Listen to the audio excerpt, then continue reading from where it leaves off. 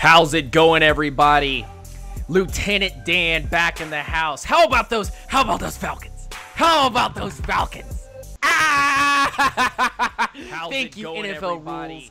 Thank you, NFL rules. Oh, yes. How about those Falcons? Okay, all right. I gotta tone it down. I gotta tone it down. If I don't tone it down, I might bust a blood vessel near my eye. We might have Lieutenant Dan going to the hospital before the show starts. I just was making sure that I could hear myself. I'm sorry for the reverb. Thank you, everybody, for joining the show tonight.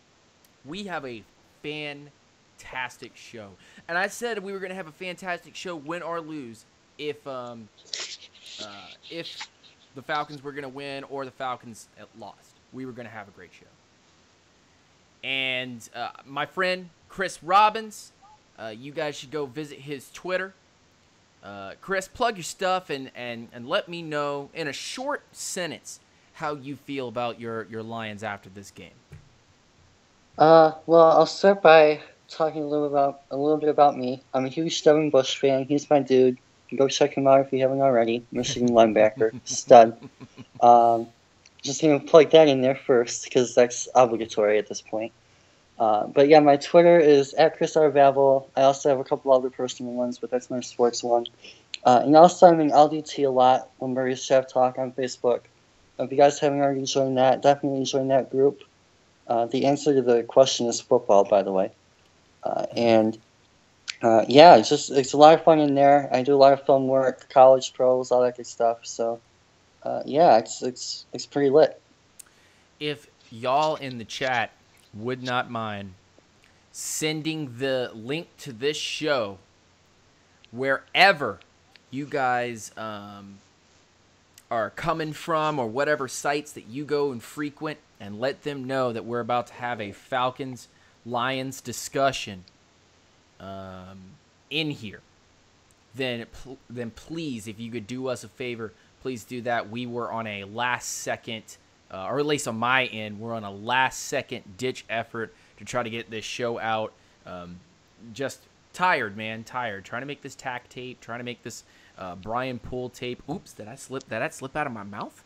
Am I doing Brian Poole film breakdown? Yeah, I'm doing Brian Poole film breakdown for you guys.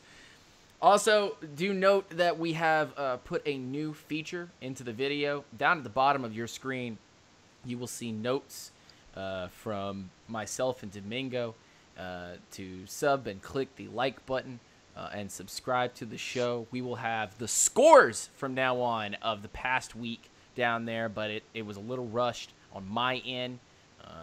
Domingo had done his part. I totally failed on my part. So more or less, we will have that kind of ironed out, and it'll look a little more pretty. We'll find the right fonts for you guys. But anyway, Chris, I wanna go first. And usually I don't like going first because I want my guests to be able to talk, whatnot. But we watched the entire game today, Chris and I. Condensed film. Scrolled the we'll change it. We'll change it. I don't have time for this nonsense. Don't have time for this nonsense. Actually, you know what? I do have time for this nonsense. Here, let me go in there real quick and change that. But actually, well, since we're going to be doing that, Chris, please start us off. No, but seriously, Chris, give me your thoughts on the Lions and the loss in the game. Tell me a little bit about that, and then tell me how you feel about your Lions going forward. So, regarding this game, it went almost exactly as I expected. I knew from the very beginning that the biggest issue for us was going to be stopping the running backs, and it was. It was definitely stopping the running backs. Lorilow, Valor, the backups, just without Jared Davis, we looked lost on defense. Character-wise, we lacked that leader. We lacked that guy to call out plays. Caleb was there for a couple times, mind you. He really stepped up and made some nice call-outs on some plays. But, man, our linebackers got completely destroyed, both in the run game and in the pass game. So definitely going forward, we need some linebacker depth even in future seasons. Defensive line looks nice. We got some good pressure. Ledbetter, as I predicted, stepped up. Zettel had a really nice game. Ishan Robinson made a couple nice plays. Our corners actually held their own. I wasn't expecting us to do a league or anything, but we had a pretty nice game pass D-wise. Rushing, again, about as I expected, not really that much there. Pass offense, though. Even with Matthew Stafford, I was still a little bit surprised at how effective our passing offense was. That was probably the biggest surprise to me this game. Because I expected the Falcons with Keanu, with Deion Jones, and all of the guys that they have there to come out and start laying people out and making plays. And Stafford actually kept the ball. Ball security wasn't an issue for us this week. So for a Falcons team that really likes to force turnovers, winning the turnover differential 3-0 is really optimistic on our end going forward heading to Minnesota. But after that, I mean, I'm really optimistic about our chances. I think this week proved, from Lions' perspective, that we can hang with any team in the NFC. If we can hang with the Falcons, there's a good chance we're hanging with the Packers. There's a good chance we're hanging with the Seahawks, and there's a pretty dang good chance we're hanging with any NFC East team. The Falcons are, in this game for the Falcons, prove that they're the number one team going forward in the NFC. They're the team to beat. And they're the last NFC team left undefeated for a very good reason, after a very solid game from them. Awesome. Could you do me a favor, Chris? Could you call me back so that the video will work between us? All right. Cool. That was awesome. Here, while Chris calls us back, so that the video will properly work. And if it doesn't, then we'll just have to go from there. But I thought what was really awesome, if you're an Atlanta Falcons fan, is to see the defense play from the very beginning of the game all the way to the very end of the game, like every single play mattered. Like every single play was life or death. And I have some problems with what I saw on Sunday, but I have so much praise that I also have to give out to the young rookies who went out there and worked their tail off, that really came into this game and focused on proper technique and always making sure they were on that man, or on their man, excuse me. And one of the big things for me was watching Tat McKinley continue to flourish. Duke Riley out there. I almost said Deion Jones. Duke Riley out there flying around. He was missing some tackles, but he came up with a couple of really good plays, able to get people to gang tackle with him. And I saw DeMonte Casey out there working his tail. And please, everybody, give props to Brian Poole. I know that we watched him at the end of the game there get that last touch on the Detroit Lions wide receiver to stop him from going into the end zone, but he almost came away with 2 picks in that game, and to be honest with you, he made so many stops during that game that I was just like, wow, look at this guy, look at him working his butt off. And it's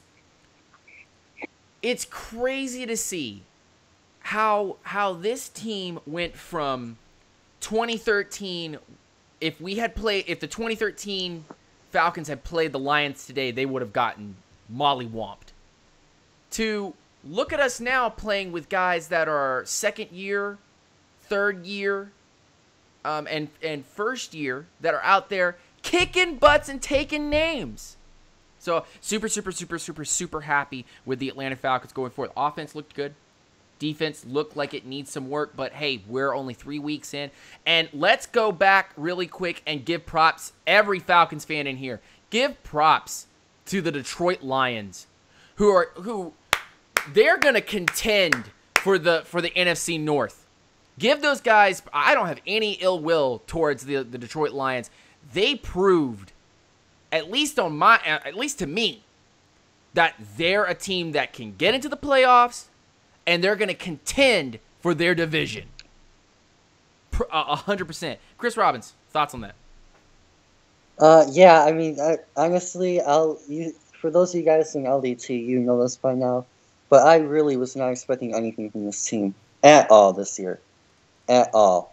I expected us to go 3-13, just get absolutely decimated, contender for #1 overall. I was so down on us this year, I just wanted us to tank. And the way that we've started this year, Matthew Stafford's improvements, our defense especially, Quandre Diggs, Glover Quinn is still playing well. He's the #1 safety right now. And most importantly, our pass rush, guys like Zettel, Ledbetter, Ashaw, all these guys, I don't know who's in charge of player development now. Maybe it's Terrell Austin, but I mean, the coaching staff is putting their butts off, and the culture. You guys talk all the time. I'm in here quite a bit. You guys talk about the Dan Quinn culture change and what that's brought to the Atlanta Falcons, and the Lions are the same way. I don't know if it's Caldwell or Austin or the ownership or even just the players. Maybe Stafford stepping up and getting Davis in here, but there's some kind of culture change going on, and Detroit ain't an 0-16 team anymore. This isn't 2008. This is going on 2018, and things change. I'm really excited to watch the Lions continue to mature as a team and to wreak havoc, because I'm gonna get some more props to the Lions, because I will talk Falcons. I'll rant up and down. I'll go flying all around the room talking Atlanta Falcons, but Matthew Stafford can throw every ball, ladies and gentlemen. Matthew Stafford is a top 5 quarterback.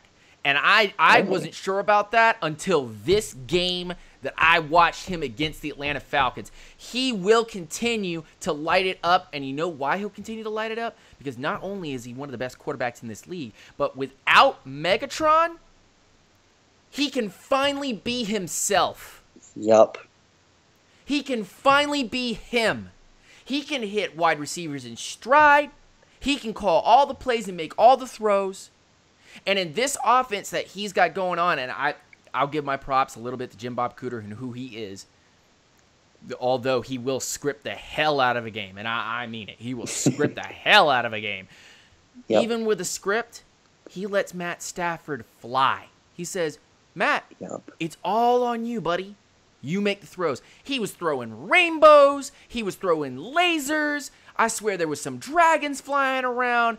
Man, Matthew Stafford's the real deal. He truly, truly is the real deal. Drake Holiday is asking, did Reeves Maven play any at all, Chris? He did. He got quite a few snaps. Still unpolished, still raw. Missed several tackles. Not really that great. But, I mean, part of that was because he had Wurlow and Delore next to him. So, I mean, if you're not getting any help from anyone around you, you're not going to be that great either. But going back to the Stafford thing, the one thing that's really stepped up with Matthew Stafford this year is his leadership. He's taken control of the locker room. He's taken control of the line. He's taking control of this team. He's not, instead of being that guy that was a follower like he has been in the past, letting everyone else do their thing, he's the guy that's going up and saying, this is your job, do it. This is what you got to do to help our team win, you better do it. And he's taking ownership of this team. So while yes, his play is improving, that's not what's really exciting to me as a Lions fan. What's exciting to me is the culture, the attitude, the passion, the excitement he brings. And he's a perfect representation for the city of Detroit right now. Just that comeback kid, that blue collar, that effort, that hustle, that motor. Full game, 4 quarters, all game long. That's what we've needed here. And going back to 1950s, we've never had a quarterback like Matthew Stafford since Bobby Lane. And this is the best shape that the Lions team has been in, certainly in my lifetime. Now, for just one moment, I'm going to stop. I'm going to say hi to all the peeps that are in the chat. We know have 12 or 13 people watching. Thank you for all jumping in here. Obviously, Chris Robbins was first, but he was in here before everybody else starting the show. So the first person that posted today that was not myself or Chris Robbins was Jazzy Jeff. So congratulations, Jazzy Jeff. You were first. Good to see Raichu for the win in here. Andrew Ferenzi, my boy. Drake Holiday, the cool-ass Drake's in here. Jason Turner, rise up. Good to see you in here. How about them 3-0 Falcons? Let's go down the list just a little tiny bit. And Erica Allen pointing out, thank you, by the way, for pointing that misspelling out. I appreciate it. We're in flux right now. We're trying to figure this shit out. Falconator HD, what's going on, my boy? D-Pat in here with all the crazy good news. Mega Noob is in here. He's trying to throw some stuff out there. Shout out to him. And Rise Up is in here. Georgia Boy, how you doing? And West Coast Falcons fan, much love to you, sir. Rise Up. Good to see you in here. Jason Strong has jumped in here. And he's my boy from DBN. Good to see you, buddy. Good to see you. Thank you all for coming into the show. I really, really appreciate it. Okay. Couple of points of interest before we go back and forth a little bit more. Chris Robbins and myself. Chris Robbins, if you have jumped into the show a little bit late, Chris Robbins is our Lions fan, our Lions representative, and he has come in here, part of the Illuminati Project, and he is coming in here and talking to us about the Atlanta Falcons and Detroit Lions game. We're having him on. It's really great to have him. I want to say, first of all, that I watched this team, and I'm talking about the Atlanta Falcons, go out there and play a lot of no huddle. Holy moly. Ooh. And I watched them do something very, very interesting that Chris Robbins and I caught at the very last second. And I think Chris will remember this. We watched the Atlanta Falcons rush the cornerback at Stafford twice from both angles. One from the right side, one from the left-hand side. At 2 different points of the game, we came back to the same rush, and it almost worked twice. So they worked twice. It kind of did. Well, one of them was complete. One of them was complete. Oh, yeah. The other one, remember, turned out to be a sack by Claiborne. Listen, kids. The Atlanta Falcons and Dan Quinn are not afraid to rush from anywhere on the field. Safeties, corners, linebackers from any spot. And to throw multiple people in the box to freak people out. On the first one of these DB blitzes, we watched the Lions center literally go from the middle of the field all the way to the edge on the right tackle to try to stop this. And it's going to be in the Brian Poole film breakdown because he had 2 rushes just like this. And then the second time, they had to handle a little bit better, but a running back had to come in and stop this from killing Stafford because Stafford was trying to concentrate on things down the field. Kids, the more speed the Atlanta Falcons have, the more they can do. We saw that, actually, on the other side of the field with the Detroit Lions with Quinn and Slay, where speed kills, ladies and gentlemen. Speed kills. So that's why the Atlanta Falcons are building themselves this way, and why the Detroit Lions are getting their DBs faster and stronger and younger is so that they can have the speed that kills. We saw it on the pick 6 with Matt Ryan throwing that pick 6, which was a terrible, terrible read, by the way. He was staring down Julio the whole time. Shame on you, Matt Ryan, for staring that man down. And then 2 other picks that were caused by fluke. Really, to be honest, they were flukes. But capitalizing on them were the speedy DBs of the Detroit Lions. And Chris, go into that for just a second. Drew Fletcher, what's going on, man? Rise up. Good to see you in here. Going to those turnovers. Oh yeah, so basically Slay was in the right spot at the right time. He was playing off. That's his thing. Really, not really that much went into it. Kind of got lucky. But I mean, and again, it all comes back to the run game. I'm gonna hash on this probably almost all live stream. If that's a completed pass, that's gone.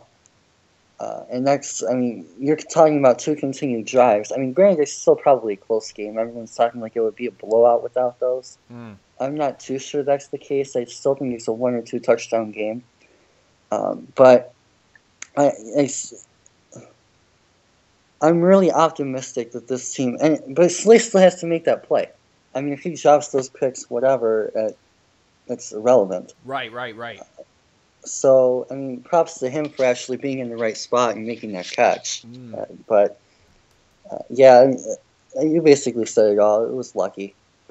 Yeah, I thought that Quinn jumping in front of Matt Ryan, that was a great play. Was a great play, and really set the tone for the Lions DBs telling the Falcons wideouts and their offense that you need to respect us.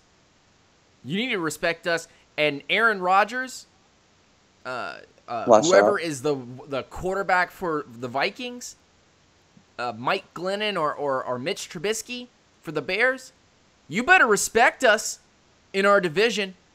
We'll get to see that this weekend with the Lions and Vikings going at it neck and neck in this division. Let me say something really quick. Chris Robbins pointed out before this game started that the run game was going to be more important than the Falcons' passing offense. And when we watched the Atlanta Falcons run, I saw, even with a brand new right guard, someone who's learning the game in Wes, and a second tier, maybe third tier right tackle, we saw Devontae Freeman and we saw Tevin Coleman running it up. Chris, why were they running it up on the Detroit Lions? Can you tell me a little bit about that? Simple reason, short explanation, is we didn't have Jared Davis. We had Warlone Belor and J.R. Extensive reason is, as you guys are talking about in the chat here, it was good balance. The play calling from Sark opened up the run game. It really allowed, and the weapons, the ability to spread the ball around, forced the Lions to cover multiple guys. Because we had to have Quinn doubling Julio with Slay. Because we had to have Killebrew in the box. Because we had to have Quandrian Gabriel. And DJ Hate Trash on Sanu. It just allowed the Falcons so many different options. And Matt Ryan, being the quarterback he is, was able to make those right reads and make the right decisions to throw to the right receivers on all but probably, I would say, 2 or 3 passes. So, for the most part, it was, I mean, let's not take away from what Matt Ryan was able to do. As much as we talk about Stafford as a Lions fan and everything, what Matt Ryan was able to do in that Atlanta offense and spread the ball around and not overly rely on Julio is also big part of the reason why guys like Freeman and Coleman are able to do what they do. Is the balance in that system. It is baiting people into the fact that we have a premier X wide receiver that is big enough, strong enough, fast enough to play in the Y or in the Z, and you have to respect him. And if you do not respect Julio Jones, he will burn you. We saw that on a couple of plays. Matt Ryan picking out Julio Jones, a couple of deep balls where they could have connected here or there, but that is not the point. The point is that by respecting who Julio Jones is, the Lions opened up the running game to the Atlanta Falcons. And it only hurt them more when the Atlanta Falcons were running against Paul Warlow and who else? and more Paul Warlow. Nick Bellore and especially DJ Hayden. Let him not be forgotten. May he please forever rest in peace. He is my nomination for this year's Cheshire Most of the Year award. Rip DJ Hayden. Rip. I'll go ahead and get the coffin out of the closet over here that I have that I've been building for Halloween for my front yard. We'll use that instead for DJ Hayden. May he forever rest in peace. Because this will not be the last time that he will be burnt or destroyed by opposing wide receivers and linemen. Thanks. Appreciate it. Good night. But let's throw a small bit of love to the Lions. And if you haven't already been seeing me or hearing me throw loves to the Lions, let's put this down. I see plenty of people jumping out here and talking about Vic Beasley not being in this game, Courtney Upshaw not in this game. I get it. We should be talking about that. But let's give some love to the Lions. Their offensive line, for the most part, held the rest of this defensive line to what? 1 sack? 2 sacks? 2 sacks? Something like that. Yeah. No excuses, fam. No excuses. This team has to do better against a Lions offense that if we had another guy out there on this team, and I'm looking at you, Brooks Reed. I'm looking at you, Derek Shelby. I'm looking at you, Jack Crawford. Step it up. We have to be more productive. And I'm not even going to rag on Poe or Grady Jarrett. Chris, go ahead. One more thing I want to add, too, is if you guys are going to bring up Vic Beasley being out, Taylor Decker was out, our starting left tackle. Travis Swanson, our starting center, was out. So we had some injuries on our end. So don't forget that either. You guys are seeing our starting left side of the line was Greg Robinson, Zach Karen, and Graham Glasgow. Oof. And by the way, just letting everybody know in this chat, in this discussion, that I'm not saying that the Falcons weren't good enough that we could have had more sacks. I'm saying I watched in this game Tat McKinley pick up Greg Robinson and throw him backwards. We've got it. We've got it, okay? We've got it. But I want to continue to see this team's other members stand up. and produce. We have to produce more. Okay? Yes, I know Detroit's offensive line is better than Green Bay's offensive line. Duh. That Green Bay doesn't like investing in their offensive line because they like a specific type of offensive lineman, which is such a terrible way to build offensive lines. It's just awful. Go find people that are skilled at what they do and then add them. But we're not talking about Green Bay. Get out of here. We're not talking about Green Bay. We're talking about the Detroit Lions and the Atlanta Falcons. The Detroit Lions offensive line, even their backups, were very good at what they were doing. And that shows that the Atlanta Falcons have much to improve. But they looked good. Takk McKinley's sack, by the way, came against Greg Robinson, where he stutter-stepped, flashed around the line, and smashed Matt Stafford. Matt Stafford never saw him coming.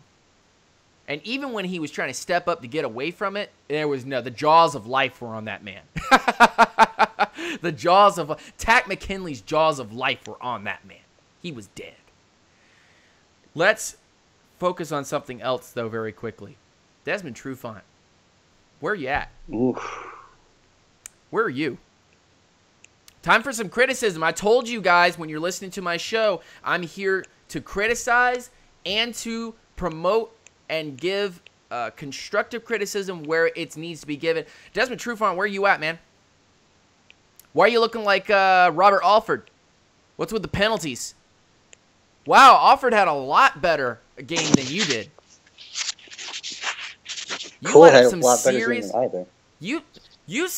You allowed some really, really crappy penalties at the end of that game, and you were hanging your head like, "Oh, this is all my fault." Man, get up. Get on with it. What in the world were you thinking?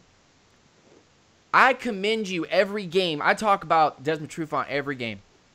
That his technical aspect of the game, his technique, the way that he performs is at the highest level. And Robert Alford could learn a thing or two. That Desmond Trufant's only knock is his athleticism needs to just be unleashed because he has it. He has it in his tool belt. He just needs to unleash it. Robert Alford is the exact opposite of Desmond Trufant, where he needs to learn the technical aspects of the game. What in the world? It was like some kind of Freaky Friday bullshit, because Robert Alford all of a sudden looks like he's Desmond Trufant, and Desmond Trufant looks like he just got out of college. What in the world? And that had nothing to do with the wideouts of the Detroit Lions, because let's give credit where credit is due. The Detroit Lions offensive weapons are great, but there were plenty of opportunities to step in front and stop these passes from happening. This is all on you, True. And I've been seeing it for 3 weeks now. I better not see it in week 8, okay? That's all I got to say. Past week 8 is your mark. And when that mark comes up and you're still making silly penalties like that, oh, you guys won't hear the end of it on this show. This is a Falcon-centric show. I will nail him straight to the cross. Because we don't have time for this. We're 3 weeks into the season going on 4. Okay? You should have gotten your hiccups out in week 1 and in the preseason. You had a preseason game to get this done. And you had 2 weeks to figure out game speed, okay? That's plenty of time. So, maybe I'm being too harsh. Maybe I'm being too harsh. But I like the position that we're in now that we have the early bye and we can get going through there. Chris Robbins. So, I've actually got a quick question for you. Yeah. About your Falcons. What happened with Austin Hooper? Because knowing our linebackers and safeties, Hooper should have absolutely destroyed us, and he didn't. So was that a play calling decision? Was that maybe something that went on with Ryan's reads? Is he like not supposed to read Hooper, or what happened? Here we go. The curious case of Austin Hooper. Where's Hooper? Like, where's Waldo? If you guys got that joke. Mm-hmm. Austin Hooper has been legitimately and completely invisible in this offense. Where's Hooper? Where's he gone? I don't know. What's a Hooper? I don't know what that is. And there were plenty of times in this game that Austin Hooper was wide open and Matt Ryan wouldn't look at him. Now, I don't know if this has to do with game plan. I will watch this game again. I will watch the last 3 weeks of tape and see what we're trying to do. But let me be completely clear to you guys. Steve Sarkisian said, oh, the big part of my offense is throwing to the tight ends. Like, outside of the 2 big plays that Hooper had in week, 1? He's been invisible. And this ain't, by the way, a case of too many mouths to feed. This is a case of matchups. And I know that we were killing him on the ground, but we were then transitioning, turning around, and trying to throw to our running backs. Which, that's not a way to go. That's not a bad way to go. If that's the matchup that you're trying to expose. But Austin Hooper was on Paul Warlow, fam. Mm-hmm. Austin Hooper was on Paul Warlow for most of the game and getting open in between the seams in the defense. Okay? We cannot use Austin Hooper as a last resort guy. He has to be part of this offense in a big way. Whether that be red zone or on third downs, or even just to roll the dice and mix it up on a matchup. We barely used the man. We used him more for blocking. Now, I will say this, and maybe this is the key to the whole question. And D-Pat's in here throwing it down. But I think this is the answer that all you guys are looking for. Who's our right tackle right now with Schrader out? Oh, Sam Braylow. Who had to be on that side for most of the game, Chris? To chip Hooper. block. To lead linebackers and defensive personnel away. Yep. They used Hooper as more of a blocking tight end than they did anything because they didn't want to allow Zettel or Ansah the ability to go one-on-one with these guys because they were getting beat up. So there's your answer. There's your answer right there. Your answer is we had an inexperienced piece of personnel and we put a blocker on that side and said, fuck it. Now try to come at us. And that's something that's amazing about Austin Hooper is his blocking game is great. As a pass blocker, he is wonderful to have around. He ain't Toy Lolo, I'm saying that much. Chris, I have a question for you to turn this around so that I can take a drink of this Gatorade. Because I'm thirsty as hell. Chris Robbins, now and everybody in here wants to know, now with this rule that happened at the end of the game and the Lions fans getting nice and salty about it with the 10-second runoff, and we watched this play maybe about 5 times, and 5 times is not in slow motion, by the way. We went real quick to watch this play, so I didn't want to kill Chris Robbins by looking at this play over and over and over and over and over. But we looked at this play, and we saw that there was 9 seconds on the clock, and there was a 10-second runoff on this particular rule. Is that just Lions' luck that this type of thing happens to them? Or is this just something to go, okay, we had this happen, let's move on and go on to the Vikings next week, where we can just kind of get away. Tell me what you thought about that play, that rule call, and what you thought about, okay, what is the atmosphere of Lions fans going forward into next week? Are you still thinking a little bit about this week? Is it too fresh still, or you've already moved on and you're going to the Vikings?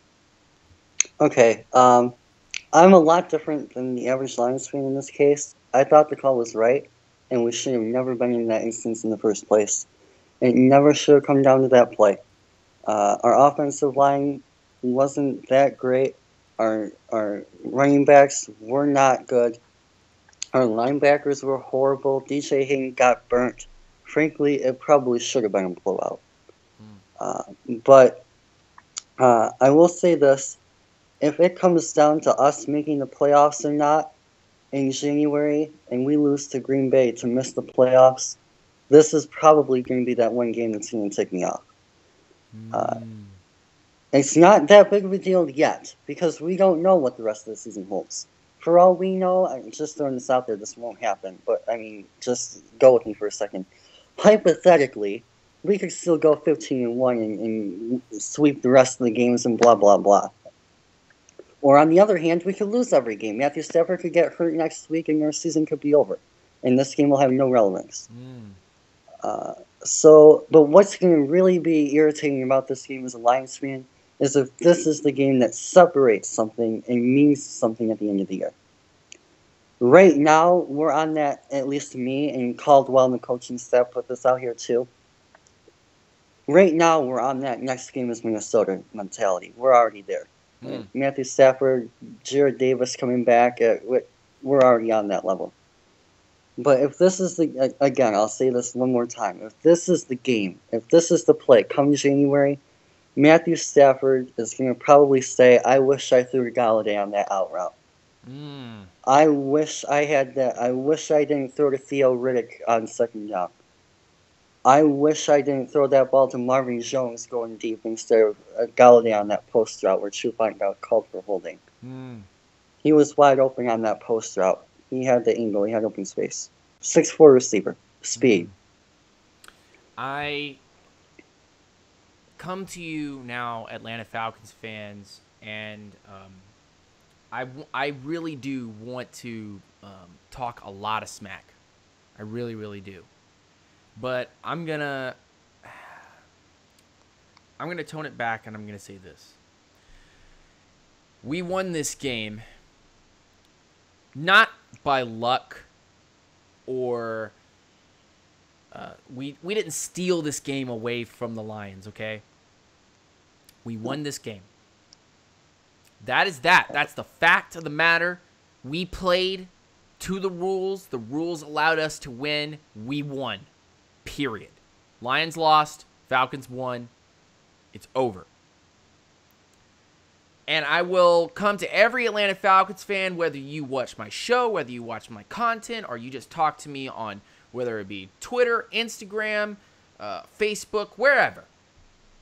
And I will tell you right now, if the Lions miss the playoffs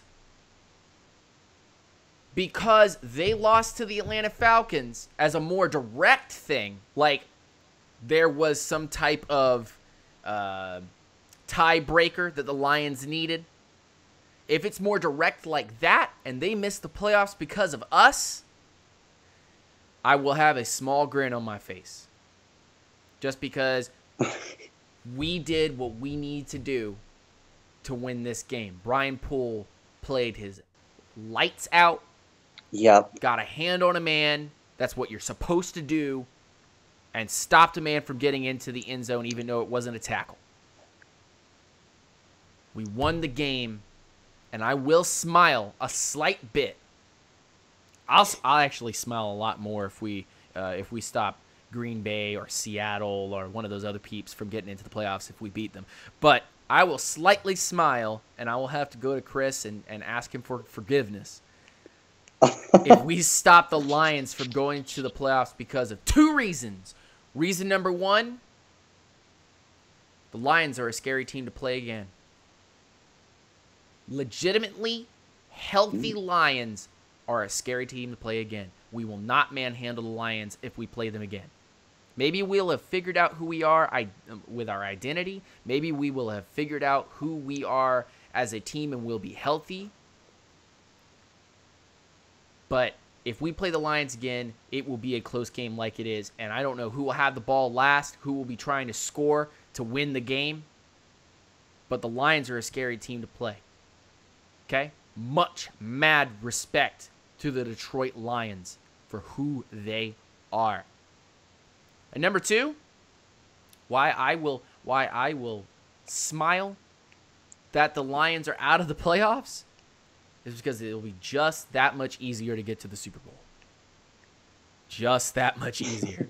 Because the Lions add another step of difficulty. If we're healthy enough, there isn't another team in the NFC that can stop us. Except for maybe the Lions, the Bucks, or if Green Bay is somehow healthy and can beat us. Those are the only teams, because I just watched the Cowboys look atrocious. I have looked at the Green Bay Packers, and we have beaten them up, and they weren't healthy. And we have just beaten the Lions team, by the way, that they're contenders. Okay? That's just the painful truth. That the Lions are contenders. And they will be coming. They will be coming. This is not a fluke team. I told y'all, the Lions are a scary team. The Bucks are going to be good this year. I told y'all. So, here we go. Now, are you done with that point? Because I want to say something real quick if you are. Do it. Okay. One thing that really ticks me off about this game, as a Lions fan, is, and that we haven't talked about, is our third downs were horrible. I don't know if it was just your guys' third down defense, or Jim Bob Cooter calling plays on third down, or maybe it was just our receivers not getting separation on third down. I don't know what it was about third downs in this game. I don't have the exact numbers, but I'm pretty sure our third down conversion rates were dismal. And because of that, we kept on getting field goal after field goal after field goal. And one thing that I'm going to say, positive to the Falcons, if you want to beat Atlanta going forward, you can't rely on field goals. And this game proves that. Prater had 4 field goals, 4 of 4. He has the record already in a single season for 55-plus yard field goals. Already through 3 games. If you want to beat the Atlanta Falcons, at home, on the road, whatever, you've got to score touchdowns, period. If you don't have a quarterback that can get down the field and convert touchdowns in the red zone, convert drives on third down, keep the ball moving, control the clock, we talked about that in the pregame show, you have no chance against the Falcons. And that's why the Falcons are the team to beat in the NFC. I will go on one more truth-seeking bit here, and then we will turn it over to some Falcons won the game, let's hype them up just a little bit talk. But I'm going to quickly say, if you didn't catch my troll about the Tampa Bay Buccaneers, then you don't know me. The Bucs ain't doing shit this year. Y'all thought that I was serious about the Bucs. Oh my god. But at least they're not as bad as the Panthers and the Saints right now, who are just dumpster fires of their own, with their own mental problems that they've got, defensive dumpster fires. Y'all don't think I actually was gonna say that the Bucs are a true contender? Come on now. Look, guys. The painstaking truth here is that we've got work to do. Okay? And whether you're a Lions fan or you're a Falcons fan, we've got a lot of work to do. I'm turning the radio voice off for a second and just being real. There's a lot of work to be done on the Atlanta defensive side of the ball. We're still playing too soft. I think that this team can play a lot more aggressive going forward. Maybe that just has to do with Vic Beasley being out and that key piece not allowing us to do what we want to do as a team.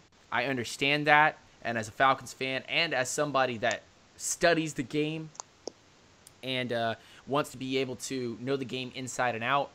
Watching this team, we are a little too soft right now, and we need to pump it up.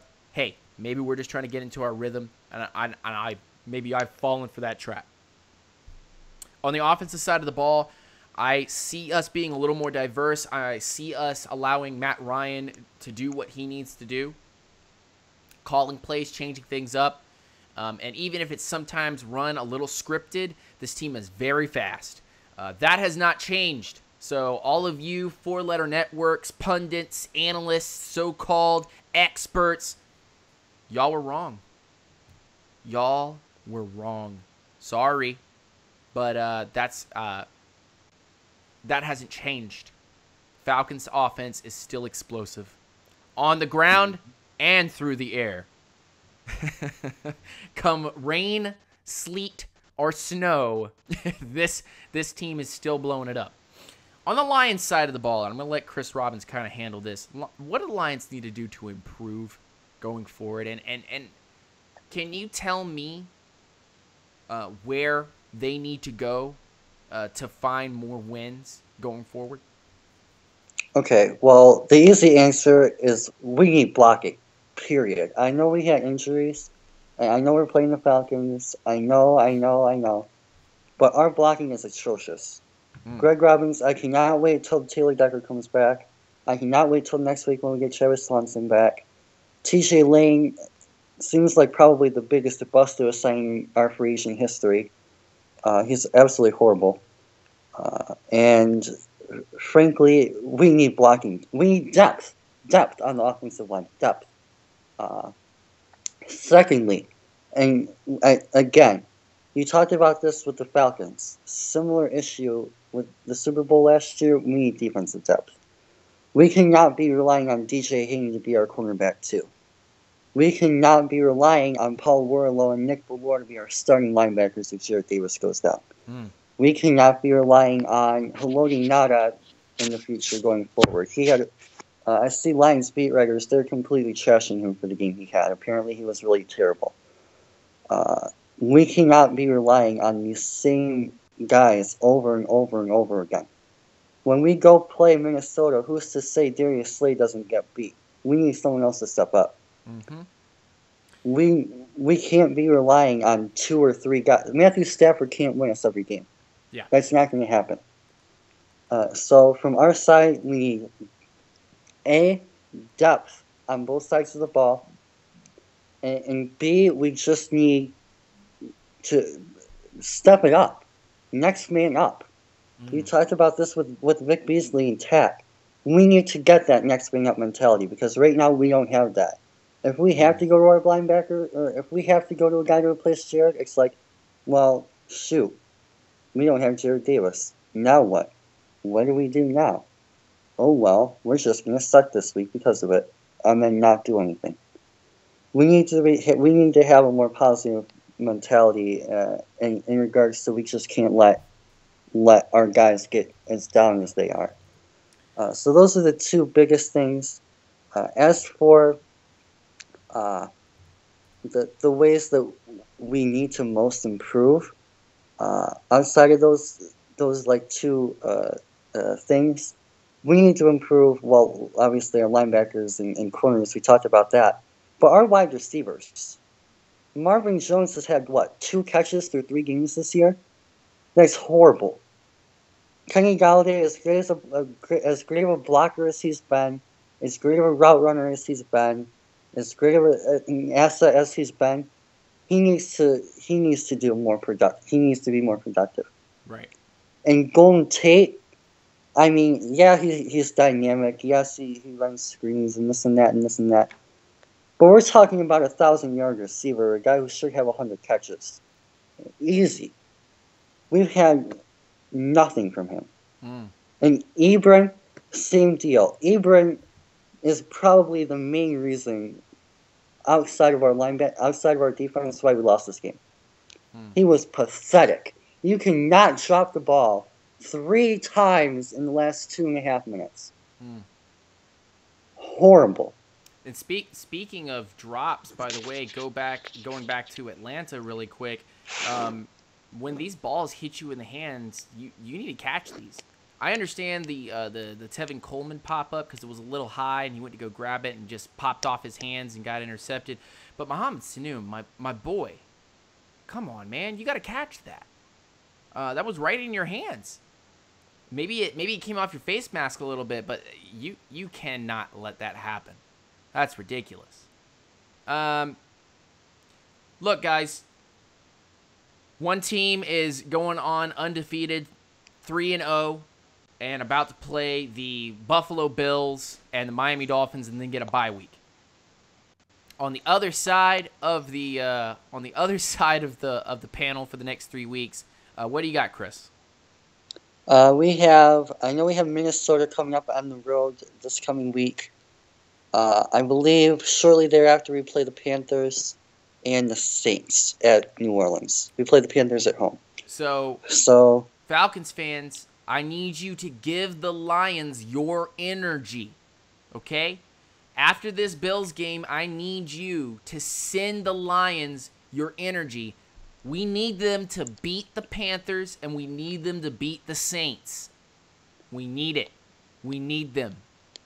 It's incredibly important that the Saints, if the Aints get beat by the Lions, and that the Panthers get beat by the Lions as well, because we definitely want to see those fan bases cry.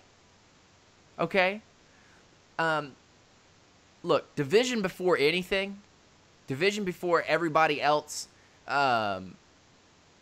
Outside sources, people winning those games. We need the Saints and the Panthers to lose more because it fuels us. Okay, it fuels us as much as Chris Robbins when he sees the Vikings or Green Bay or Chicago lose, he gets a little uplifted. Okay, so for that all game of you last guys, week was beautiful. One of the best games I've watched. So look, guys. Send the Lions your Dragon Ball Z energy so that they beat the Panthers and Saints. Okay? It shouldn't be too hard. No, it shouldn't be hard at all. The Panthers seem to be having some kind of like weird mental illness going on with Cam Newton, and the Saints are just – they're better than the Panthers right now. It's kind of funny. Stafford versus that secondary, though. Oh, my goodness, you're just going to rip them up, dude. You're going to rip them up. Oh, my goodness.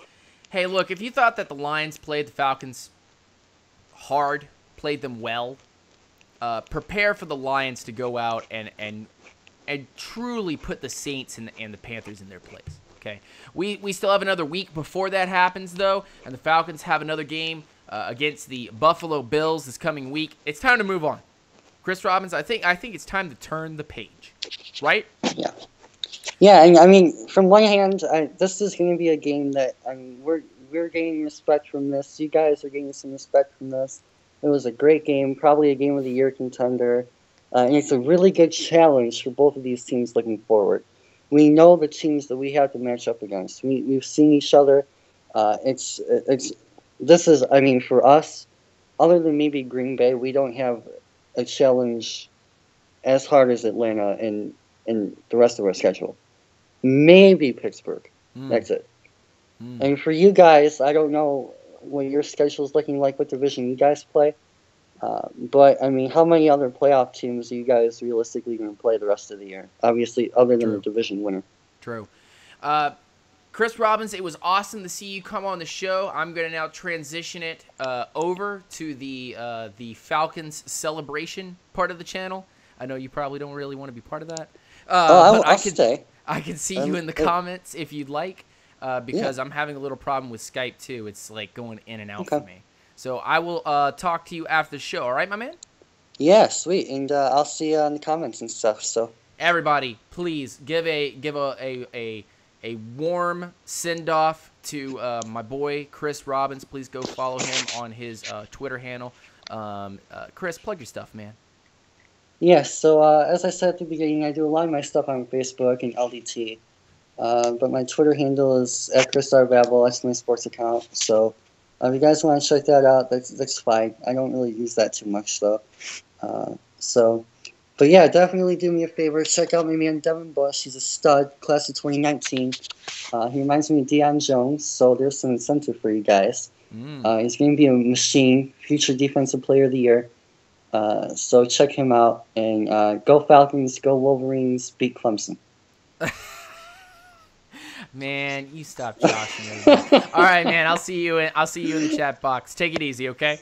Yeah, for sure. And put your stuff in the chat for these guys. They definitely want to follow you. All right, cool. Later, man. That was Chris Robbins, the Lions fan from I think he's from North Carolina. But man, what a cool guy. And he will be on the show much more. He's one of the moderators here in the chat. So man, what a classy dude. He's so classy. He's such a great guy to go talk football with. He'll stay up till 3 a.m. talking football with you. He's just a classy dude. Love the way that he represents his team, and he just loves football, man. He just loves football. All right, we're going to go ahead and celebrate for just a second, because I know all of you Falcons fans want to celebrate in here. So please, in the chat, drum roll, please. The Falcons are 3-0, peeps. The Falcons are 3-0. Let's go. Let's go. And I'm not going to gloat too much, but come on, guys. We just beat the Detroit Lions. We've beaten the Bears. We've beaten the Packers. We're kicking butt right now. Let me get a Falcons woo. Everybody in here, give me a Falcons woo. Woo! Let's go. Let's go. Yeah, that's what's up. Let's go. Matt Ryan looked pretty comfortable in his offense, although there was some pressure coming at him. I'm not going to go too much more over the recap of the game once again. But Matt Ryan, for the most part, looked comfortable in his spot, and Sarkisian seems to be kind of getting him focused and giving him good play selection and allowing him to run the game. There was a lot of Matt Ryan changing the plays and going in there and running this thing. I loved it. I loved every part of it. Who in here loved to see Tevin Coleman ripping it up? Who in here loved to see Tevin Coleman ripping it up? Woo! Woo! That's what's up. That's what's up. Tevin Coleman, everybody ragging on this man. We got a 1A, we got a 1A and a 1B, baby. We got a 1A and 1B. Hey, let's go. Let's go. If I could give high fives to every single person, if they could all fit in my room right now, I have a huge couch in front of me. If you guys could all fit in my room, you all sit on the couch, I'd give you high fives. I give every one of you guys high fives. You know why? Because you're my peeps. And you know why? Because all of you know that Coleman and Freeman are top dogs. They eat. But let's not leave out, and I've seen a lot of you guys in the chat talking about how well Wes has done, even though he was getting manhandled a couple of plays. Wes Schweitzer, man. Give this man a clap. Clap emojis only. Clap emojis only for Wes, who stood his ground and did his best against some of the NFL elite. Let's not act like the Bears defensive line and the Packers defensive line and the Detroit Lions defensive line aren't real players. Those guys are real. Anthony Zettel, Ziggy Ansah, those two big cats in the middle. Jeez. That's what's up. Give Wes Schweitzer his due. Give Wes Schweitzer his due. He worked so hard. Ledbetter, taking him on. Give Wes Schweitzer his due. He worked so hard. Our offensive line worked so hard. I was so proud to watch our offensive line this game, and I'm not usually proud of our offensive line. That's right. But watching them get to the second level, and even in some cases the third level of the defensive fronts, up to the linebackers, up to the DBs, and blocking them out of the play so that our running backs could go out there and run, no pun intended, free, on the heads of crocodiles, Tevin Coleman. Don't y'all love zone blocking versus power blocking? Power blocking such an old way to doing things. Look at this zone blocking we're doing. Look at this zone blocking we're doing. And we're creating tunnels and lanes for our guys to go run in, giving them options. And let's not even forget the passing attack. Let's not even forget the passing attack that we had with our running backs. I'm not even going to talk about the wide receivers. I'm not even going to talk about them. We know who they are. We know who the wide receivers are. We know who they are. Those are some big boys. And they were run blocking too. They're out there manhandling people. I saw Jazzy Jeff go and say it in the chat right before I said it, and I just had to add it on. Our wide receivers went out there blocked. They put the hurt on them. And I will tell you right now, if you're a wide receiver that can block,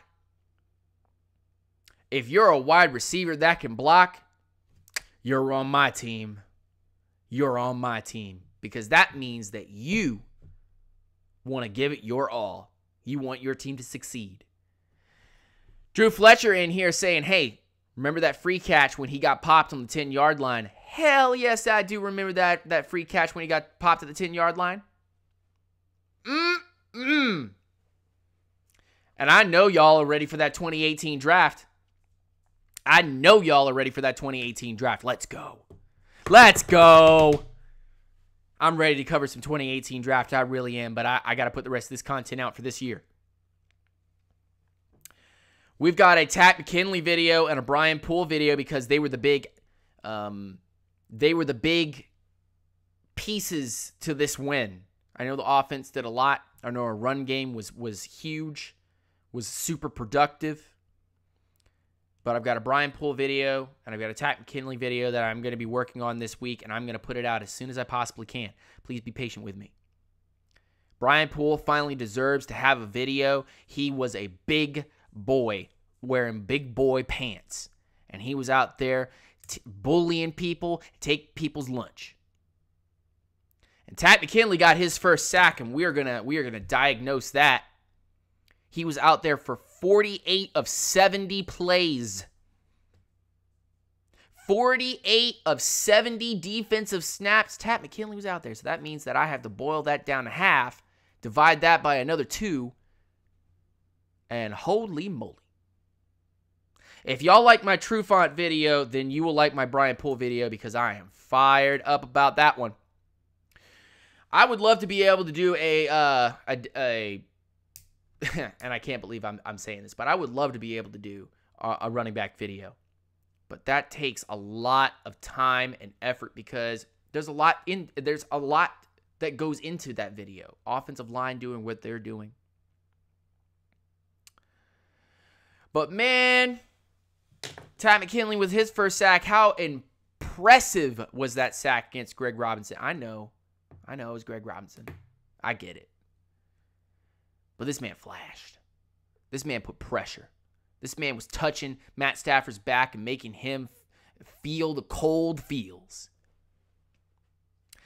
Chris Robbins and I, when we were talking, discussed about how Takk McKinley is looking more and more like a faster version of Ziggy Ansah. And if that truly is the case, that's what he is going to turn out to be, then hell yes, have we hit the jackpot. Hell yes, we have hit the jackpot. We've hit the mother load. All right? As soon as Vic Beasley can start kind of getting into his rhythm with Takk McKinley, we're going to see a powerful force sweep through the NFL. Grady Jarrett and Dante Repo, I know I gave you a little bit of flack. but you were able to stuff up the middle, push running backs back to the outside where they were eaten up by guys like Neal, Jones, Duke, even Brian Poole, Ricardo Allen coming out there and making big-time tackles. Listen, kids, it's time to get excited about Falcons football, because no matter how far this undefeated streak goes, no matter how far we go this season, we will know that this Atlanta Falcons team is growing. And it's growing quick.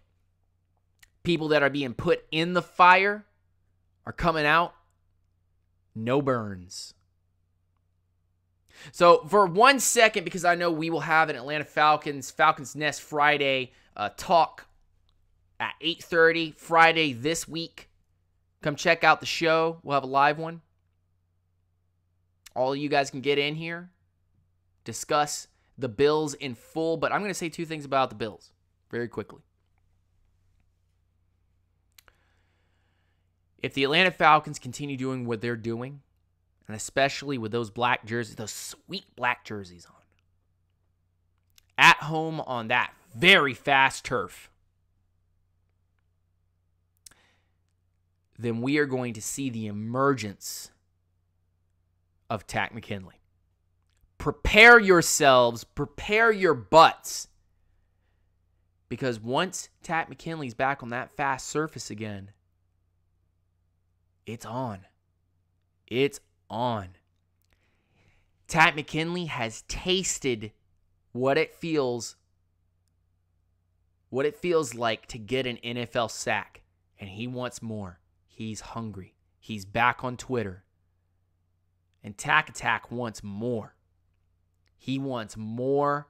Bring him more. Feed him more. Get ready, folks. Get ready. This Atlanta Falcons defense, it's coming to a neighborhood near you, to a Falcons stadium near you, to a Mercedes-Benz stadium near you, and they're going to eat. He's going to be back on that fast surface, and he's going to be flying. He's tasted that first NFL sack, and he wants more. Get ready, folks. Get ready. The offense will go back and look at the tape this week and say, look, the Buffalo Bills, and I will probably go and watch some tape on the Buffalo Bills after this and see who they really are. But they don't look like no problem to me. I was more worried about the Lions than I was worried about anything. I thought our first 3 games were super, super important to win. We got through them. Now here we go. We've got 2 games at home against the Dolphins and the Bills. I'm looking at the Bills right now and going, I'm not overlooking you. We are going to crush you like the bugs you are, and then we're going to walk in to our stadium again and go after the Dolphins. Everybody get ready. Bills. Everybody get ready. Bills. Let's go. If you can find a Buffalo Bills emoji, throw it down. If you can find what you feel the Bills need to be shown, show it in emoji form now. Show me your emoji for what we're going to do to the Bills. Kids, I'm excited about this game coming up. We're going to have a lot of fun. We've got a show on Friday at 8:30. Please do not miss that show. It's going to be super, super important because we're going to be talking about the Buffalo Bills in full with me looking at all the game film. All right? You can find me on Twitter, UNGR Show on Twitter. You can see it all on the front page here.